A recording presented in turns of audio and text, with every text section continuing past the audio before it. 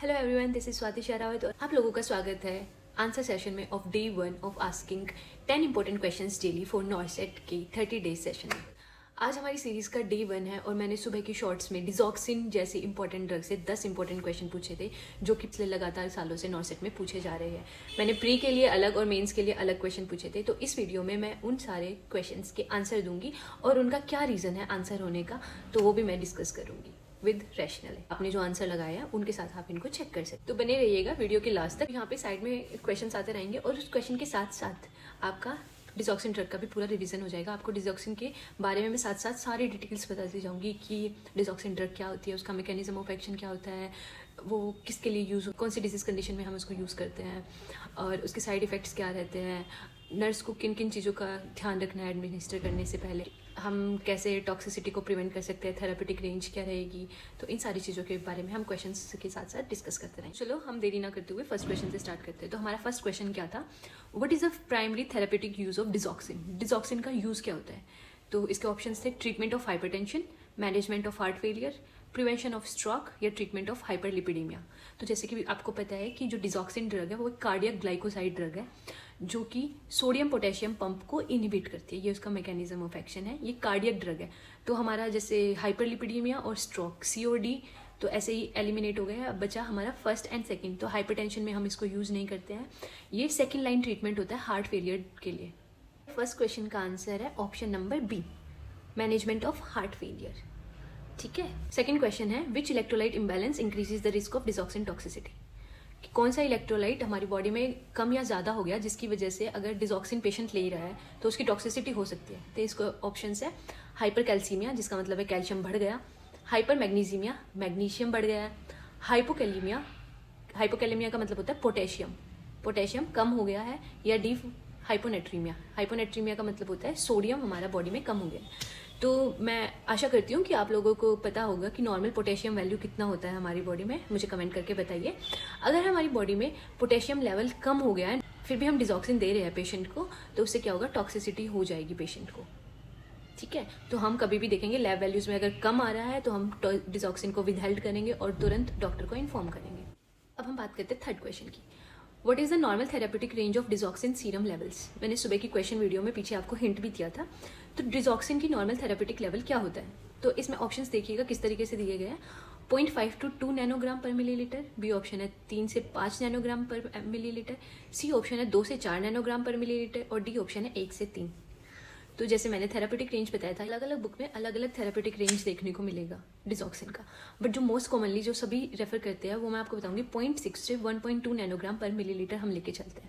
लेकिन इसमें आपको ऐसा कोई ऑप्शन नहीं दिख रहा है। फर्स्ट ऑप्शन भी 0.5 to 2 नैनोग्राम पर मिलीलीटर है और मैंने बताया था कि टॉक्सिसिटी लेवल तब होता है जब 2 नैनोग्राम मिलीलीटर से बढ़ जाता है। तो एक यही ऑप्शन है जो हमें सेफ ऑप्शन लग रहा है, तो हम इसी को लेके चलेंगे, क्योंकि बाकी ऑप्शन है 3 से 5, वो तो 2 से ऊपर हो गया तो टॉक्सिसिटी बहुत ही ज़्यादा हो जाएगी। सी ऑप्शन है 2 से 4, वो भी 2 से ऊपर है तो टॉक्सिसिटी रेंज में है। तीसरा ऑप्शन है 1 से लेकर 3, तो वो सबसे ज़्यादा हमारा मैच कौन सा हो रहा है, 0.5 to 2 नैनोग्राम पर ml, तो इसका ऑप्शन होगा ए ऑप्शन। फोर्थ क्वेश्चन है which symptom suggest digoxin overdose and requires immediate medical attention. कौन सा ऐसा सिम्टम जो नीचे लिस्ट किया गया है उनमें से डिजॉक्सिन ओवरडोज को सजेस्ट कर रहा है और तुरंत उसको मेडिकल अटेंशन की ज़रूरत है। ठीक है। तो option number A mild headache, option number B fatigue, option number C severe bradycardia, option number D dry mouth. तो मैंने जैसे आपको अर्ली साइन बताया है डिजॉक्सिन टॉक्सिसिटी के, जो पहले शुरू होते हैं वो हमारा GI डिस्टर्ब होता है, मतलब भूख लगना कम हो जाता है, फटीग थकान होता है, वॉमिटिंग, नोजिया, डायरिया शुरू हो जाएगा। Late sign of digoxin toxicity क्या है, सीवियर ब्रेडिकार्डिया, और उसका विजन में चेंज होने लग जाएगा, फोटोफोबिया हो जाएगा, ब्लड विजन हो जाएगा, डिप्लोपिया हो जाएगा। तो लेट साइन, अर्ली साइन में माइल्ड टॉक्सिसिटी होगी, लेट साइन में बहुत ज़्यादा टॉक्सिसिटी होगी। तो कौन से साइन में आपको तुरंत उसको मेडिकल अटेंशन की जरूरत है, डॉक्टर को बताना ही बताना है, तो वो है सीवियर ब्रेडिकार्डिया। तो फोर्थ क्वेश्चन का आंसर है C severe bradycardia. Fifth question है which dietary recommendation should a nurse provide to patient taking digoxin. हम क्या बोलेंगे, नर्स क्या बोलेगी पेशेंट को डिजॉक्सिन लेते लेते उसको क्या खाना चाहिए। ऑप्शन नंबर ए अवॉइड पोटेशियम रिच फूड्स, ये तो नहीं बोलेंगे क्योंकि डिजॉक्सिन में क्या होता है, अगर पोटेशियम कम हो गया बॉडी में तो डिजॉक्सिन की टॉक्सिसिटी होने के चांसेस बहुत ज़्यादा है, तो हम ऐसे तो नहीं बोलेंगे कि पोटेशियम वाला खाना मत खाओ। Option number B include potassium rich food such as banana and spinach, हम क्या बोलेंगे कि पोटेशियम वाला खाना खाओ ताकि आपका पोटेशियम नॉर्मल लेवल में रहे और डिजॉक्सिन की टॉक्सिसिटी ना हो। तो ये ऑप्शन बिल्कुल ठीक है, ऑप्शन नंबर बी। ठीक है, बाकी ऑप्शन भी देख लेते हैं। सी है लिमिट फ्लूइड इनटेक, तो फ्लूइड से हमारा ऐसा कोई लेना देना नहीं है डिजॉक्सिन के related. Option number D increase sodium consumption. C और डी ऑप्शंस तो ऐसे ही एलिमिनेट हो गए। मोस्टली ध्यान देना है डिजॉक्सिन के साथ पोटेशियम का, कि पोटेशियम उसको अच्छे से खाना है। तो इसका आंसर है option number B. Question number 6, which of the following are correct regarding the effects of digoxin. कि डिजॉक्सिन के इफेक्ट्स क्या क्या होते हैं। First, chronotropic, decreases the heart rate. Second, inotropic, increases the force of contraction. C, dromotropic, decreases conduction through the AV node. D, all of the above. तो इसका answer है all of the above, क्योंकि digoxin क्या कराता है, digoxin जो हमारी heart muscle होती है, ठीक है, उसका क्या करता है, फोर्स ऑफ कॉन्ट्रैक्शन तो बढ़ा देता है, तो वो हो गया पॉजिटिव आइनोट्रॉप। हार्ट रेट को कम कर देता है, ठीक है, उसको क्या कर देता है, स्लो कर देता है हार्ट को। जो हमारे एट्रियल फ्लटर या फिर एट्रियल फिब्रिलेशन होते हैं, जो बहुत जल्दी जल्दी ऐसे ऐसे क्विकर कर रहे होते हैं, तो उनको शांत कर देता है, जिसकी वजह से हार्ट रेट स्लो हो जाएगा और हमारा ब्लड आराम से इजैकुलेट हो जाएगा। ठीक है, और ऑप्शन नंबर सी है ड्रोमोट्रॉपिक, जो ऐसे नोड से एवी नोड तक जो कंडक्शन आ रहा होता है वो बहुत जल्दी जल्दी इंपल्स ऐसे फेंक रहा होता है, तो उसको स्लो कर दे, तो जो कंडक्शन वेलोसिटी होती है वो स्लो हो जाती है और हार्ट अच्छे से फंक्शन करने लग जाता है। तो ये चीज़ आपको ध्यान रखनी है, क्योंकि डिजॉक्सिन एक पॉजिटिव आइनोट्रॉप है, नेगेटिव क्रोमोट्रॉप और ड्रोमोट्रॉप है। इस चीज़ को बिल्कुल अच्छे से ध्यान रख लीजिए, क्वेश्चन पूछा जाता है। तो ये कुछ क्वेश्चन है जो हमने प्री एग्जाम में पूछे जाते हैं, उनसे रिलेटेड हमने डिस्कस किया। अब कुछ क्वेश्चन है जो सिनेरियो बेस्ड क्वेश्चन बहुत ज़्यादा पूछे जाते हैं पिछले सालों से, जो मेंस में बार बार, तो हम उसके बारे में बात करते हैं। तो जो हमारा 7वां क्वेश्चन है वो है, what should a nurse do before administering digoxin to ensure patient safety. Nurse को क्या ध्यान में रखना है, ठीक है, डिजॉक्सिन देने से पहले।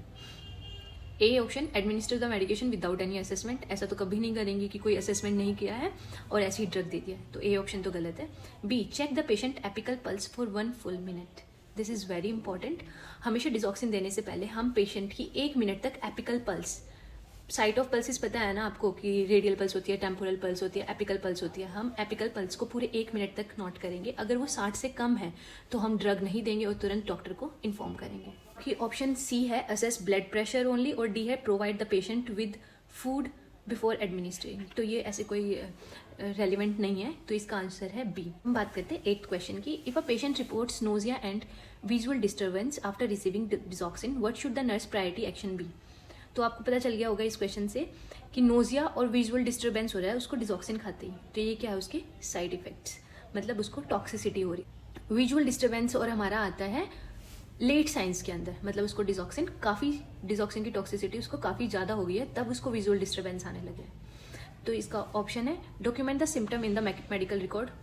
ये कोई नॉर्मल सिम्टम तो नहीं है, तो हम इसको ऐसे रिकॉर्ड में डॉक्यूमेंट करके तो नहीं छोड़ेंगे, ए ऑप्शन गलत है। बी ऑप्शन है notify the health care provider immediately.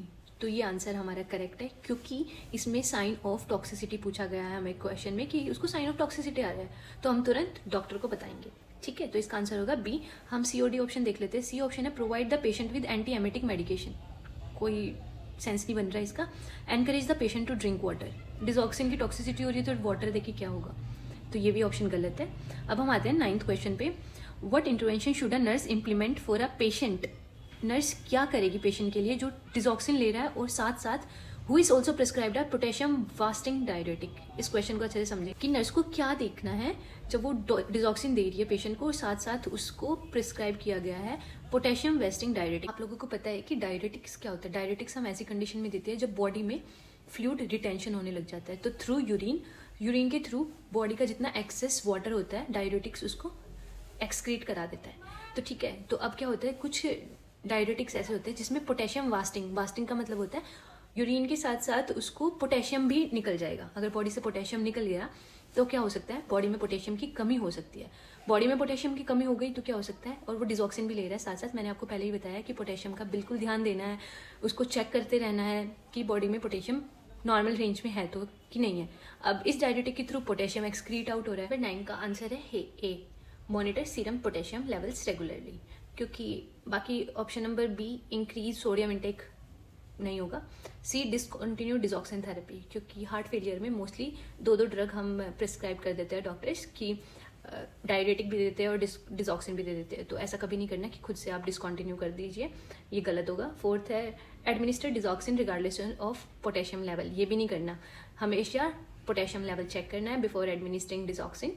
तो इसका आंसर है A, monitor serum potassium levels regular. तो 10th क्वेश्चन है, when educating a patient about the importance of adhering to digoxin regimen which statement should the nurse include.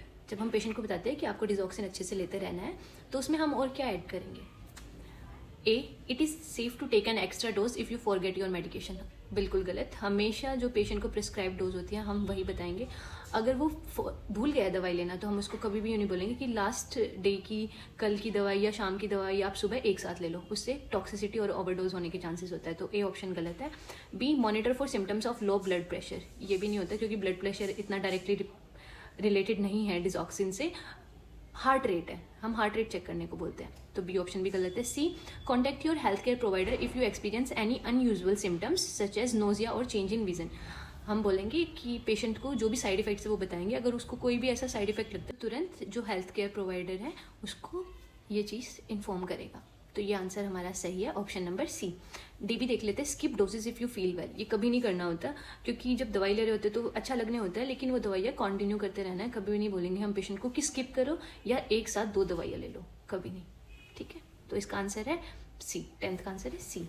अब है 11 number question, which nursing intervention is essential when caring for a patient on digoxin therapy and presenting with science of toxicity.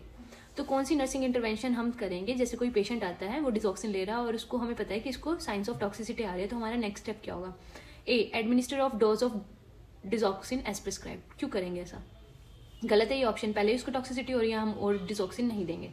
B, obtain an ECG to monitor for arrhythmias. हम ये करेंगे क्योंकि digoxin क्या करता है, arrhythmias कर देता है, हार्ट के रिदम को। अगर उसकी टॉक्सिसिटी हो गई है तो हार्ट के रिदम्स को वो बिल्कुल ख़राब कर देगा। तो हम चेक करने के लिए कि पेशेंट के हार्ट पे क्या इफेक्ट आ रहा है, हम उसकी तुरंत एक ईसीजी निकालते हैं। तो ऑप्शन नंबर बी ठीक है 11th क्वेश्चन का। अब सी और डी ऑप्शन देखते हैं। एनकरेज इंक्रीज फिजिकल एक्टिविटी, नहीं, पहले ही उसको एडवर्स इफेक्ट आ रहा है, टॉक्सिसिटी हो रखी है, उस टाइम पे हम उसको फिजिकल एक्टिविटी करने को नहीं बोलेंगे। D, provide a high sodium diet, नहीं बोलेंगे हम उसको।